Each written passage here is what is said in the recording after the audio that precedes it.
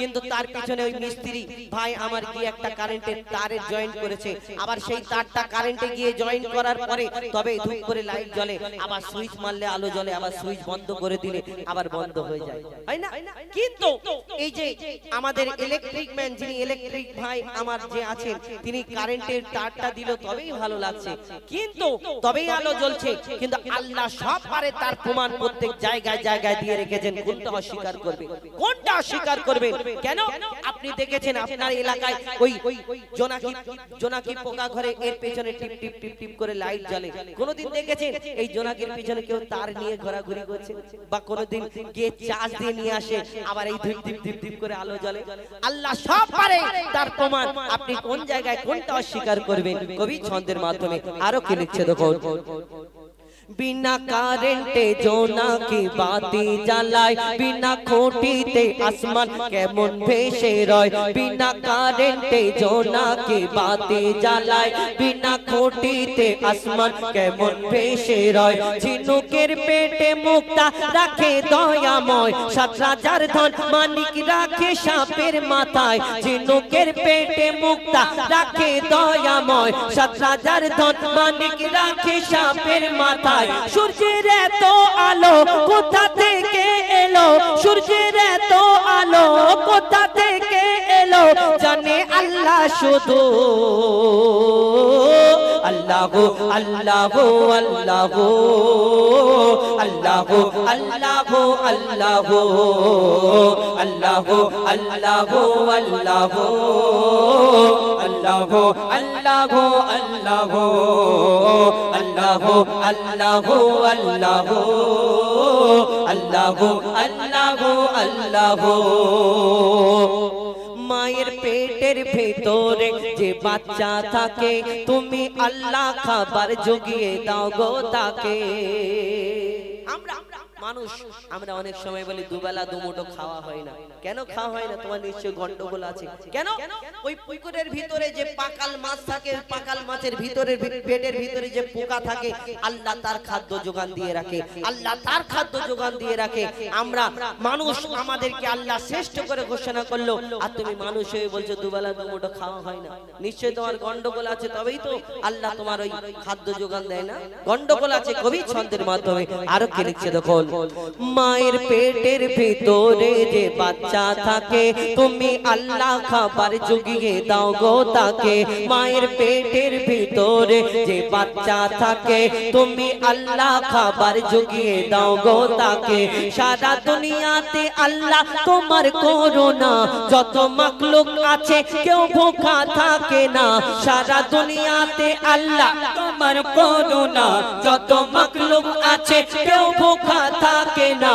বলে মহিদুল ইসলাম জপি তোমারি নাম, বলে মহিদুল ইসলাম জপি তোমারি নাম, নামে আছে মধু। আল্লাহ আল্লাহ আল্লাহ আল্লাহ আল্লাহ আল্লাহ আল্লাহ আল্লাহ আল্লাহ আল্লাহ আল্লাহ আল্লাহ আল্লাহ আল্লাহ আল্লাহ আল্লাহ আল্লাহ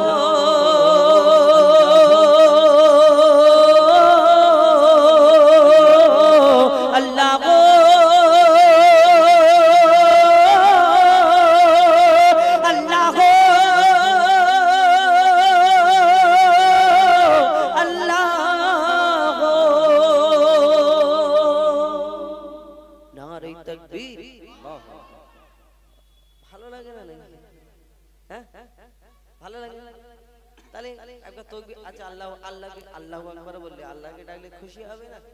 দুঃখ পাবে, কষ্ট পাবে, নেকি হবে না গুনাহ হবে? গুনাহ হবে। ও তাহলে এবার যদি জোরে বলো, ধরো তোমার আব্বাকে যদি কি বলো, আব্বা মন থেকে যদি আব্বা 10টা টাকা দাও খাবো, মন থেকে যদি বলো, তাহলে আব্বা 10 টাকার জায়গায় 20 টাকা দেবে। আর গিয়ে যদি 20 টাকা দেবে না, তাহলে মোহাম্মদের সঙ্গে আল্লাহকে ডাকলে আল্লাহ খুশি হবে নাকি? একটু জোরে বলা যাবে না? জোরে নারে তাকবীর।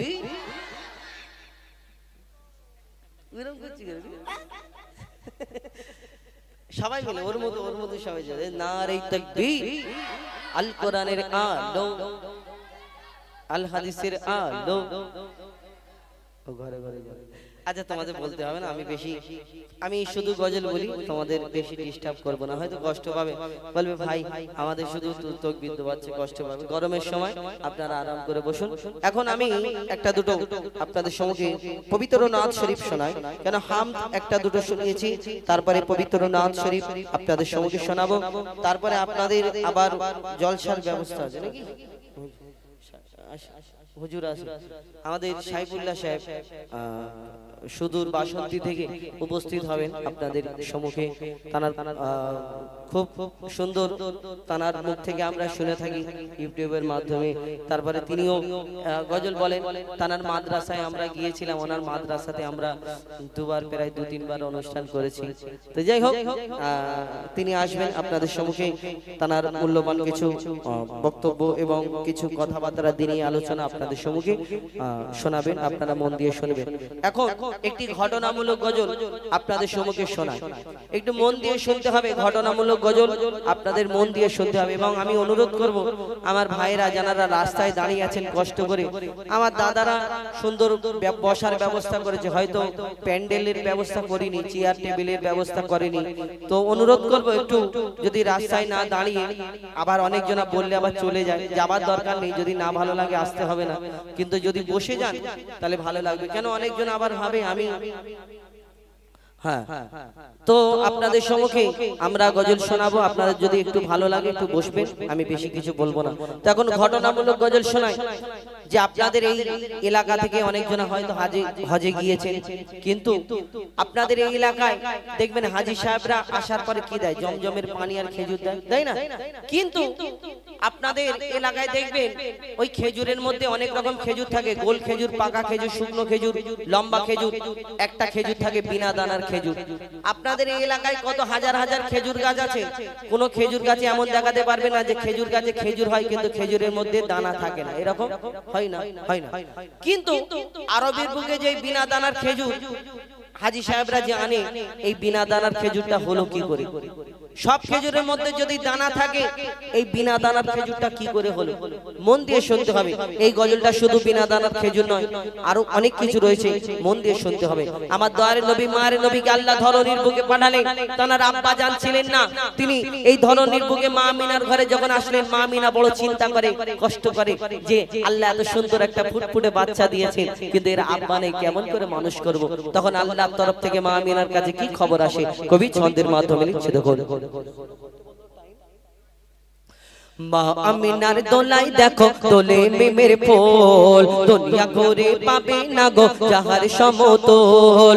মা আমিনার দোলাই দেখো, দোলে মিমের ফুল, দুনিয়া ঘুরে পাবে না গো যাহার সমতল। সে আসার পরে পড়ছে দেখো, আসার পরে পড়ছে দেখো সারা জগৎ কোল। কি পড়ে? বলে লা ইলাহা ইল্লাল্লাহু মুহাম্মদ রাসূল, লা ইলাহা ইল্লাল্লাহু মুহাম্মদ রাসূল। মা আমিনার দোলাই দেখো, দোলে মিমের ফুল, দুনিয়া ঘুরে পাবে না গো যাহার সমতল। মা আমিনার দোলাই দেখো, দোলে মিমের ফুল, দুনিয়া ঘুরে পাবে না গো যাহার সমতল। মা আমিনা চিন্তা করে আল্লাহর তরফ থেকে কি খবর আসে, কি খবর? কবি ছন্দের মাধ্যমে আরো কি লিখছে দেখো। পিতার ছায়া ছিল না মাথায়, নবী জন্ম নিল যখন, শুধু ছিল মা আমিনা, ছিল না ভাই বোন, শুধু ছিল মা আমিনা, ছিল না ভাই বোন। নবী জন্মকালে এতিম বলে মা আমিনা ভাবে, আমি করব কেমন লালন পালন, খোদা গো কি হবে? আমি করব কেমন লালন পালন, খোদা গো কি হবে? তখনই এক খবর আসে, শোনো আমিনা বিবি, তোমার কোলে নাজিল হলো খোদার শ্রেষ্ঠ নবী। আল্লাহ স্বয়ং তার লালন পালনে নিয়েছে গোভার, আর জিবরিল আমিন থাকবে হয়ে ওর পাহারাদার। ও সৃষ্টি কোলের শিরোমণি, সৃষ্টি কোলের শিরোমণি হবে নবী কোলের মো ফুল দুনিয়াতে যার নাম হবে মুহাম্মদ রাসূল দুনিয়াতে যার নাম হবে মুহাম্মদ রাসূল মা আমিনার দোলাই দেখো দোলে মিমের ফুল দুনিয়া করে পাবে না গো যাহার সমতুল মা আমিনার দোলাই দেখো দোলে মিমের ফুল দুনিয়া করে পাবে না গো যাহার সমতুল বিনা দানার খেজুর কি করে হলো কবে থেকে হলো এই ধরনের বুকে আমার এক নবী দো জাহানের বাদশা যখন দিন প্রচার করে ইসলাম প্রচার করে আমার নবীকে অনেকজন কষ্ট দিতেন বেদিনরা ইহুদিরা একদিন আমার দয়ার নবী মায়ের নবীকে কেউ ওই উটের নাড়ি ভুঁড়ি চাপিয়ে দিতেন কেউ ওই পাথর ছুঁড়ে আঘাত করতেন একদিন আমার দয়ার নবী মায়ের নবীকে একটা ইহুদি ফোন দিয়ে আটলো যে আমি ওই নবী মুহাম্মদ যে নবী বলে প্রচার করে আমি তাকে একটা পরীক্ষায় ফেলবো কি পরীক্ষা আমার দয়ার নবী মায়ের নবীকে একজন ইহুদি আমার নবীর সামনে এসে বলে শোনো মুহাম্মদ তুমি তো দুনিয়াতে নবী বলে প্রচার করো তোমার আগে অন্যান্য নবীরা এসেছে কেউ মুর্দাকে জিন্দা করে দেখিয়েছে কেউ পাথর কেউ ওই দুনিয়াতে ওই গাছপালা পশু পাখিরা কথা বলতো কোন নবীর সঙ্গে কিন্তু তুমি যে মুহাম্মদ নবী তোমাকে কেমন করে মেনে নিতে পারি কেন তোমার আগে অন্যান্য নবীরা এসেছে এক এক রকম মুজিজা দেখালো কিন্তু তুমি মুহাম্মদ তোমাকে আমি একটা পরীক্ষা করতে যাই কি পরীক্ষা সে পকেটে করে একটা খেজুরের দানা খেজুরের আটি এনে বলছে শোনো মুহাম্মদ সে চিন্তা করছে আমি এমন পরীক্ষা করব মুহাম্মদ কোনোদিন উত্তর দিতে পারবে না কি শোনো পকেট থেকে খেজুরের দানাটা বার করে বলছে শোনো মুহাম্মদ তোমাকে আমি খেজুরের দানাটা দিচ্ছি তুমি আমার সামনে পুঁতে দেবে আর একদিন একটা গাছ বের করে দেখাতে হবে তখন আমার দয়ার নবী মায়ের নবী সেই ইহুদিকে বলে শোনো শোনো তোমার এই খেজুরের দানা সে ভাবছে এবার হয়তো মুহাম্মদ ছুট দেবে পালাবে কিন্তু আমার দয়ার নবী খেজুরের দানাটা নিয়ে মিচকে হেসে বলছে শোনো তোমার সামনে আমি দানাটা পুঁতে দিচ্ছি আল্লাহর হুকুমে আল্লাহর ইচ্ছাতে এখানে শুধু একটা গাছ হবে না একটা গাছ হবে গাছেতে ফল হবে এই ফলও তোমাকে কালকে খাওয়াবো যখন এই কথা বলে ইহুদি তখন চিন্তা করে গা থেকে ঘাম ছাড়ে কেন একদিনে গাছ হবে ফল হবে না কেমন করে হয় কিন্তু আমার দয়ার নবী মায়ের নবী যখন এই কথা বলে সেই ইহুদি ঘরে চলে যায় দানাটা আমার নবী পুঁতে দেয় তার সামনে সে চিন্তা করছে এবার কেমন করে মুহাম্মাদের কাছে বাঁচবো তারপর কি ঘটনা হয় আর এই বিনা দানার খেজুর কি করে হলো কবি ছন্দের মাধ্যমে লিখছে দেখো এক খেজুর দানা নিয়ে এক ইহুদি নবীর কাছে কয় এক খেজুর দানা নিয়ে এক ইহুদি নবীর কাছে কয় বলে তোমায় নবী মেনে নেব এই দানাতে যদি একদিনে গাছ হয় তোমায় নবী মেনে নেব এই দানাতে যদি একদিনে গাছ হয় আর সেই দানা নিয়ে নবী আমার মাটিতে পুঁতে হাসে সেই দানা নিয়ে নবী আমার মাটিতে পুঁতে হাসে বলে এই দানার ফল খাবে গোকাল ইহুদি তুমি এসে এই দানার ফল খাবে গোকাল ইহুদি তুমি এসে ভাবে ইহুদি সত্যি যদি এই দানাতে গাছ হয়ে যায় সেই ভয়েতে গভীর রাতে ইহুদি দানা চুরি করে তুলে নেয় ইহুদি গভীর রাতে ঘুম আসছে না ছটফট করছে আর ঘুম থেকে উঠে চিন্তা করছে মুহাম্মাদের গাছ দানা থেকে যদি গাছ হয় তাহলে আমাকে কলমা পড়তে হবে মুসলমান হতে হবে আমার সম্মান থাকবে না ইহুদি আস্তে আস্তে আস্তে আস্তে গভীর রাতে আমার দয়ার নবী যেখানে দানা পুঁতেছিল সেখানে এসে হাজির এবার চারিদিকে দেখছে লোকজন কেউ নেই কি চারিদিকে দেখার পরে দেখে লোকজন কেউ নেই দানাটা আস্তে করে তুলে আর পকেটে পরে নেয় এবার চিন্তা করছে মুহাম্মদ কেমন করে গাছ বের করে দেখায় আমিও দেখবো কেন দানা তো আমি তুলে নিয়েছি বিনা দানায় গাছ কি করে হবে না দানা যদি না থাকে গাছ কি করে হয় তারপর কি ঘটনা হয় তারপর ইহুদি নিজের বাড়ির দিকে যাচ্ছে লোকজন জোগাড় করছে শোনো শোনো কালকে মুহাম্মদকে বেইজ্জত করব আমি আর তোমরা সবাই মিলে তামাশা দেখবে তারপর কি হয় কবি ছন্দের মাধ্যমে লিখছে দেখো ভাবে ইহুদি সত্যি যদি এই দানাতে গাছ হয়ে যায় সেই ভয়েতে গভীর রাতে ইহুদি দানা চুরি করে তুলে নেয় সেই ভয়েতে গভীর রাতে ইহুদি দানা চুরি করে তুলে নেয় পরের দিনে সেই ইহুদি নবীর সাথে গাছ দেখতে যায় কি হয় পরের দিনে সেই ইহুদি নবীর সাথে গাছ দেখতে যায় গিয়ে দেখে সেথায় গাছ হয়ে ফল ভরে নয় নবী তাকে নিজের হাতে সে গাছের খেজুর খেতে দেয় আর খেজুর খেয়ে বলে ইহুদি এর দানা কোথায় আমার নবী সেই গাছের খেজুর সেই ইহুদিকে খেতে দেয় একটা খায় দুটো খায় তিনটে খায় আমার নবীকে আবার প্রশ্ন করে মোহাম্মদ আর জীবনে তোমাকে প্রশ্ন করব না বলো একটাই উত্তর দাও শেষ কথা আমি আর কোনোদিন বলবো না কি যে শোনো আরবের বুকে এত হাজার হাজার লক্ষ লক্ষ খেজুর গাছ আছে সব খেজুরের মধ্যে যদি দানা থাকে তোমার এই গাছ হয়েছে গাছের মধ্যে খেজুর হয়েছে কিন্তু খেজুরের মধ্যে দানা নেই কি ব্যাপার আমার দোয়ারে নবী কি উত্তর দেয় তাকে কবি ছন্দের মাধ্যমে লিখছে দেখো সেই খেজুর খেয়ে বলে ইহুদি এর দানা কোথায় আর নবী বলে যে গাছের দানা নবী বলে যে গাছের দানা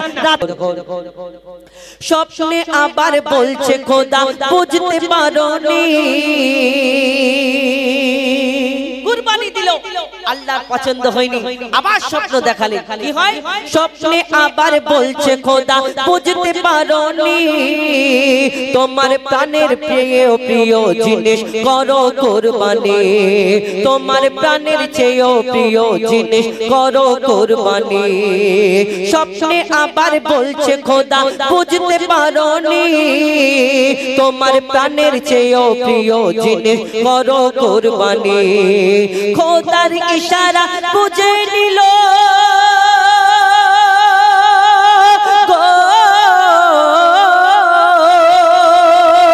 খোদার ইশারা বুঝে নিল ইব্রাহিম খলিল খোদার ইশারা বুঝে নিল ইব্রাহিম খলিল আমার প্রাণের চেয়েও প্রিয় আমার প্রিয় ইসমাইল আমার প্রাণের চেয়েও প্রিয় আমার ছেলে ইসমাইল ইব্রাহিম নবী গভীর চিন্তায় পড়ে যায় কি করে কুরবানি দেব স্বপ্নেতে দেখা কি করে কুরবানি দেব বুদ্ধি শেখাটাই ইব্রাহিম নবী আল্লাহর হুকুম আল্লাহর ইচ্ছা আল্লাহর ইশারা বুঝে নিল আমার প্রাণের প্রিয় শেষে আমার ইসমাইল আমার সন্তান বহুদিন পরে একটা সন্তান হয়েছে আমার ইসমাইল সেই ইসমাইল নবীকে কুরবানি যখন আল্লাহর হুকুম হলো তখন ইব্রাহিম আলাইহিস সালাম চিন্তা করে আমার সন্তানকে কেমন করে কুরবানি দেব বুদ্ধি খাটায় কেমন করে আমার স্ত্রীকে বলবো কি ঘটনা হয় তারপরে কবি ছন্দের মাধ্যমে লিখছে দেখো ইব্রাহিম নবী ছুটে গেল মা হাজেরার কাছে ইব্রাহিম নবী ছুটে গেল মা হাজেরার কাছে ইসমাইলকে সাজিয়ে দাও খোদার দাওয়াত আছে তোমার ইসমাইলকে সাজিয়ে দাও খোদার দাওয়াত আছে পথে যেতে যেতে বাবা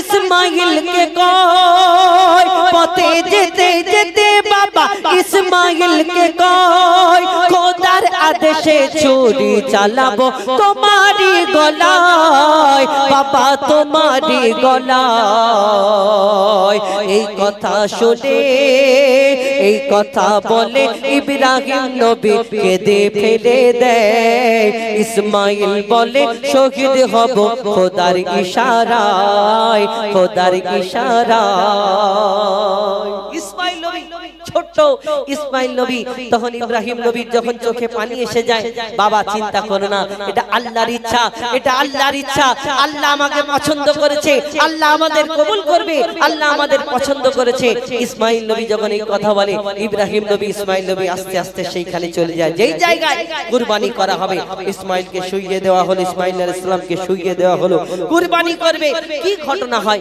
তখন ইসমাইল নবী চিন্তা করছে যদি আমার আব্বার কষ্ট হয় আমার আব্বার কষ্ট হয় ইসমাইল আলাইহিস সালাম বলে আব্বা আপনি আপনার চোখে পটি বেঁধে নেন কেন যদি আপনি ওই তাকিয়ে আমার দিকে তাকিয়ে যদি না ছুরি চলে তাহলে ভাবুন একটা সন্তান তার বাপ তার গলায় ছুরি চালাবে আর সেই সন্তান তানাদের আল্লাহ কেমন ভাবে ধননির বুকে পাঠিয়েছে আজকে আমরা কুরবানি করি এই কুরবানিটাকে তামাশা বানিয়ে দিয়েছি এই কুরবানিটা মজা ছেলে খেলা করি এই আমরা কুরবানির পশু কিনতে যাই ওই দেখবেন লুঙ্গি উপরে উঠে যাচ্ছে আরেকটু হলে বলে পুরো পুরো উঠে যাবে। বিড়ি টানতে টানতে চাচা দড়ি ধরে কত নিল গো।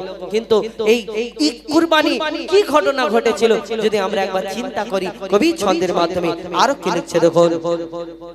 ইসমাইল বলে ও আব্বাজান চিন্তা করো না, ইসমাইল বলে ও আব্বাজান দুঃখ করো না, আমার মতো নসিবকে আর পাবে বলো না, ওগো আমার মতো নসিবকে আর পাবে বলো না।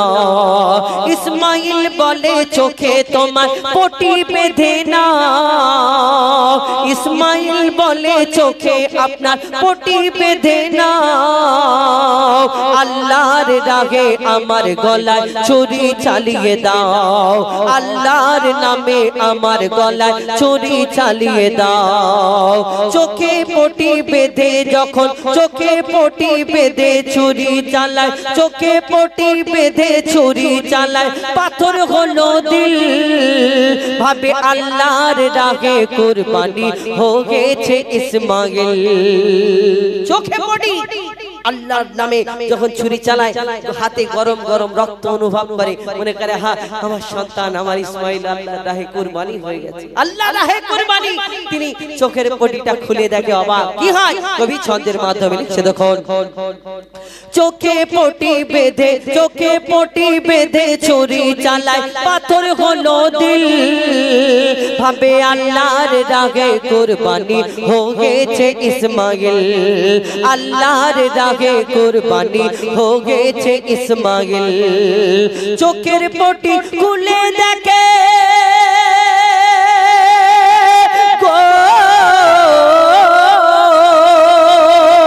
চোখের পটি খুলে দেখে দাঁড়িয়ে ইসমাইল, চোখের পটি খুলে দেখে দাঁড়িয়ে ইসমাইল, চোখের পটি খুলে দেখে দাঁড়িয়ে ইসমাইল।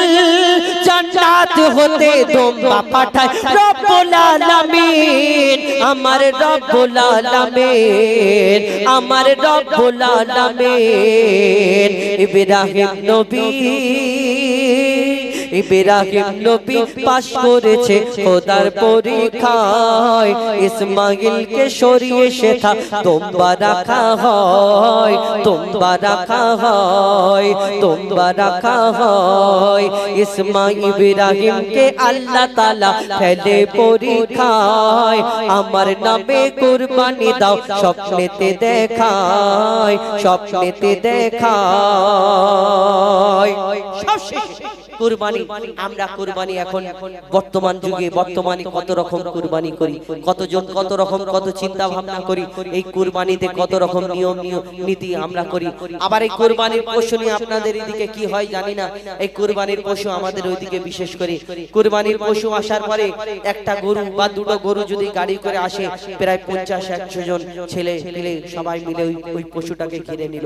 যখন নামবে তখন হো হো করে চিৎকার করবে, তাকে দৌড় করাবে, ছুট করাবে, আর ছুট করাবে, খুব মজা মানুষের। আবার সেটাকে ভিডিও করে সেই ভিডিওটা আবার ইনস্টাগ্রাম এবং ফেসবুক সেই জায়গায় পোস্ট করবে।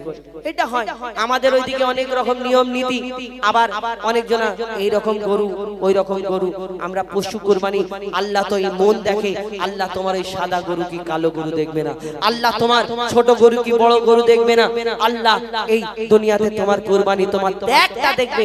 তুমি কুরবানি করছো আল্লাহর রাস্তায়, আল্লাহকে খুশি করার জন্য কি অন্য কিছু লোক দেখানোর জন্য যদি কুরবানি করো, আল্লাহ তোমার ওই কুরবানি কবুল করবে না। অনেকজন আবার আমার ঘরের মা বোনেরা আছে, যদি একটু গোশ কম হয়ে যায় তখন মনে করে কুরবানি দিলে এই 5 মনের গরু একটা বা 5 মনের মহিষ 5 মনের একটা যদি এত বড় কুরবানি করলে, আর আমার ঘরে এই একটুখানি গোশ, অনেকজন চিন্তা করে মনে করে গোশে এত একটুখানি গোশ মন ছোট হয়ে যায়, কে মন ছোট করবেন না। আপনার গোশের জন্য আপনি কুরবানি করেছেন না। কবি ছন্দের মাধ্যমে শেষ কথায় আর কি লিখছে দেখুন। লোক দেখানো কুরবানিতে করো না গো ভুল, লোক দেখানো কুরবানিতে জাগবে না রে জোশ, আর লক্ষ টাকার গরু কিনে হাঁড়ি বোঝায় গোশ, ওই লক্ষ টাকার গরু কিনে হাঁড়ি বোঝায় গোশ। রেশারেশি কুরবানিতে করো না গো ভুল, তুমি রেশারেশি কুরবানিতে করো না গো ভুল আল্লাহর দারে এক বিন্দু হবে না কবুল আল্লাহর দারে এক বিন্দু হবে না কবুল আল্লাহর দারে এক বিন্দু হবে না কবুল পশুর বদলে আজকে যদি